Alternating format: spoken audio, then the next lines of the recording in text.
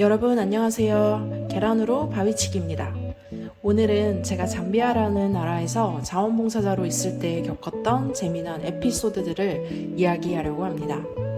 아프리카 국가 중 하나인 잠비아는 이과수 그리고 나이아가라 폭포와 함께 세계 3대 폭포 중 하나인 빅토리아 폭포가 있는 나라인데요.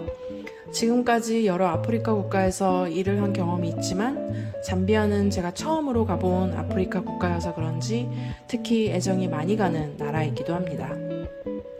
제가 캐나다에서 호텔 생활을 접고 진짜 하고 싶었던 국제개발 쪽 일을 시작하려고 이리저리 알아보다가 잠비아에서 2년 정도 자원봉사 활동을 시작하게 되었습니다. 자원봉사 활동은 어린이 교육을 지원하는 일이었는데요. 그와 더불어 잠비아에서 있으면서 국내 사이버대학의 국제개발 관련 학과 3학년으로 편입하여서 온라인 수업을 듣는 것도 병행하였습니다. 제가 잠비아에서 살았던 곳은 잠비아 수도 루사카에서 차로 4시간 정도 떨어진 작은 시골 마을이었는데요. 그곳에 아주 오래된 집에서 남아프리카 공화국에서 온 덩치가 정말 어마무시하게 큰 2명의 언니들 그리고 저의 룸메이트 이렇게 4명이서 살게 되었습니다. 그 덩치 큰 남아공 언니들은 우리나라로 치면 아름다운 가게 같은 곳에서 일을 했는데 언니들이 일을 마치고 집에 와서 하는 대부분의 이야기가 와씨 나 오늘 가게에서 물건 훔치는 놈 5명 잡았어. 한 놈은 진짜 휘뚜루마뚜루 패줬어 라는 거였습니다.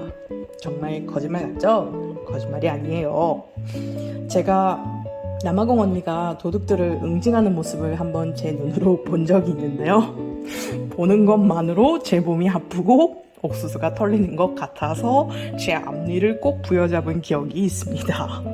그 이후로 집에서 언니들의 심기를 거스르는 일은 절대로 누누누누 하지 않았습니다. 요즘은 한국도 다양한 기관에서 좋은 조건으로 자원봉사자들을 모집하고 파견하는 곳이 많은데요. 제가 자원봉사를 했던 시기는 한참 옛날이기도 했고 제가 일했던 기관 자체가 문제가 좀 많아서 여러 가지로 생활하는 데 어려움이 있었던 것 같습니다. 그 중에 하나로 제가 살던 집의 환경이 정말 열악했는데요. 그 대신 집이 교회 바로 옆에 위치하고 있어서 주말마다 울려 퍼지는 동네 사람들의 소울 넘치는 가스펠을 원없이 들을 수 있었던 장점이 있었습니다. 참고로 아프리카 분들의 그 소울 넘치는 노래 실력 클래스는 정말 어나더 레벨입니다. 그냥 동네 아줌마 아저씨들이 모여서 알아서 박수치며 화음 맞춰서 대충 부르는 노래도 저에게는 비욘세 언니가 왔다가 울고 갈 실력으로 들렸습니다. 열악한 저희 집엔 냉장고, 세탁기, 보일러, 에어컨은 당연히 없었고요. 그리고 전기 공급도 항상 불안정해서 끊기는 경우가 허다했습니다. 저희가 오로지 돈을 쓴 부분은 집에 인터넷을 설치했던 것이었는데요. 왜냐하면 온라인 수업을 들어야 했기 때문이죠. 그리고 제가 살던 작은 동네에서 인터넷이 설치된 집은 저희 집밖에 없었습니다. 그 집에 살았던 초반에 제가 한번 길을 잃어서 집을 찾아가려고 지나가는 꼬마한테 내가 길을 잃어서 그러는데 혹시 땡땡 교회가 어디 있는지 아니? 라고 했더니 그 꼬마가 저 누나 어디 사는 줄 알아요. 라고 하며 저를 저희 집까지 데려다준 에피소드가 있습니다. 그때 전 깨달았습니다.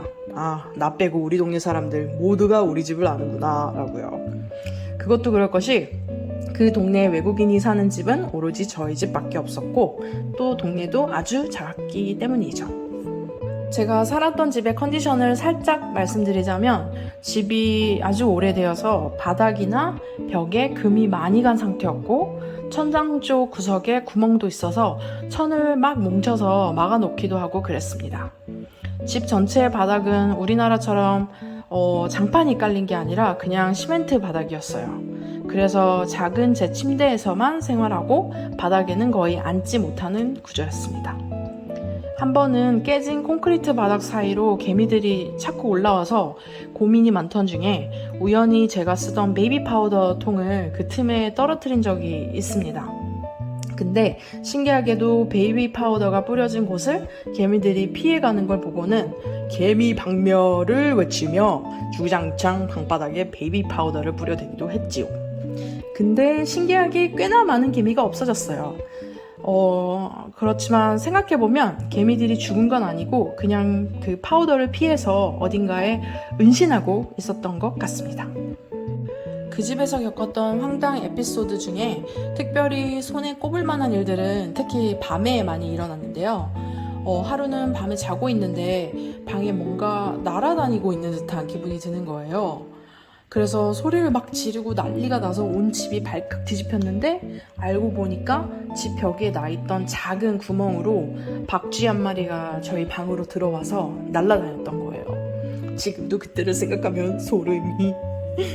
그리고 그날 이후로 저희 방은 잠을 잘 때도 불을 켜고 잤습니다. 1년 넘게요. 왜냐면 너무 무서웠으니까요. 근데 더 소름인 건 제가 그 집에서 이사 나가는 날 짐을 다 챙기고 나가기 전에 부엌에 불을 끄려고 들어간 순간 부엌 창문 커튼에 박쥐 한 마리가 거꾸로 매달려 있는 것이 아니겠습니까? 그 박쥐가 저에게 See you soon 이라고 말하는 것 같았어요. 전 진짜 기절하는 줄 알았습니다. 목이 쉴 정도로 울부짖으며 그 집을 나왔죠. 한밤중에 일어났던 또 다른 일 중 하나는 집에 도둑이 들었던 일입니다. 하루는 자고 일어나니까 거실에 두었던 저와 저의 룸메이트의 큰 여행 가방 4개와 자전거 2대 그리고 각종 저희들의 소지품들이 감쪽같이 사라진 겁니다. 저희가 너무 놀라서 우선 경찰에 신고를 했더니 얼마 후에 경찰 아저씨 한 분이 오셨습니다. 그리고는 아주 심각한 얼굴로 저에게 말했습니다. 동네가 다 흙바닥이고 도둑이 끌고 간 자전거 바퀴 자국이 마당에 보입니다. 이 자국을 추적하면 도둑을 잡을 수 있을 겁니다. 라는 난데없는 셜록 홈즈 같은 말을 하셨더랬죠. 그리고 한 1m 지나지 않아 바퀴 자국이 희미해지자 아주 흠칫 당황하시며 내가 여러 방면으로 조사를 해보고 연락을 줄게요 라고 하시며 호련히 떠나셨지요. 그 이후론 잠비아 셜록 홈즈에게선 아무 소식도 들을 수가 없었습니다. 동네가 작아서 길을 가다가 우연히 셜록 아저씨를 마주치는 일도 다반사였는데요. 그럴 때면 아저씨는 너무나 해맑은 미소로 저에게 아는 척을 하시다가도 제 물건을 찾았는지 물어보면 걱정하지 말라는 말만 주구장창 외치셨습니다. 그리고는 저에게 너 혹시 1,000원짜리 있니? 나 목이 좀 말라서 라고 하셨습니다. 아저씨에게 음료수를 사드리면 혹시라도 나의 잃어버린 물건을 찾는 것에 좀 더 신경을 써주시지 않을까 싶어 3번 정도 음료수 조공을 바친 기억이 있어요. 하지만 저의 물건들은 잠비아를 떠날 때까지도 영영 찾지 못하였지요. 그 집에서 생활하며 가장 어려웠던 점들 중에 하나는 가전제품들의 부재였는데요. 냉장고가 없으니 장을 거의 매일 조금씩 봐야 했고요. 보일러가 없으니 매일 물을 데워서 샤워를 해야 했습니다. 그리고 물이 끊기는 단수 시간이 정해져 있어서 큰 고무통에 물을 받아놓고 썼었던 기억이 나는데요. 이쯤에서 아프리카는 엄청 더울 텐데 찬물로 그냥 샤워하면 되지 않나? 라고 생각하시는 분들이 계실 텐데요. 일례로 제가 잠비아에서 8월 달쯤에 한국에 한번 들어온 적이 있었는데 한국이 훨씬 더웠습니다. 습하고 무더운 한국 여름 날씨에 비해서 잠비아 날씨는 덥지만 건조한 편이라 저에게는 오히려 생활하기 편했어요.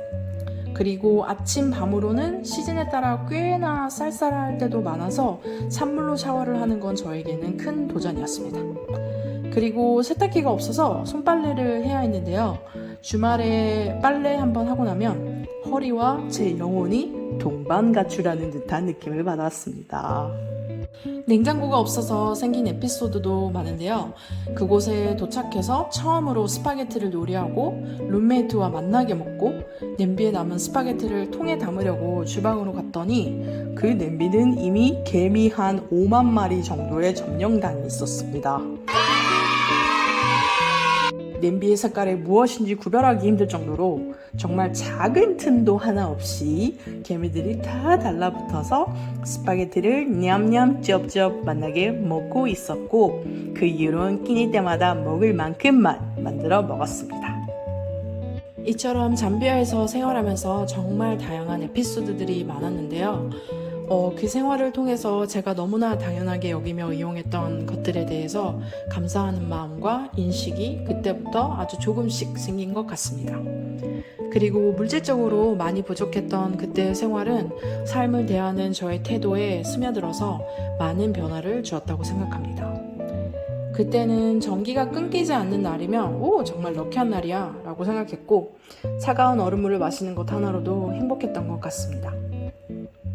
소소한 행복에 감사할 줄 알며 겸손한 삶의 태도를 2년간의 생활을 통해 아주 많이 배웠습니다. 지금 모든 것이 풍족한 환경에서 생활하면서 모든 이로움을 누리고 있지만 그럼에도 불구하고 제가 잠비아에서 생활하면서 배우고 느꼈던 많은 것들은 저희 머릿속에 그리고 가슴속에 항상 간직하고 있습니다.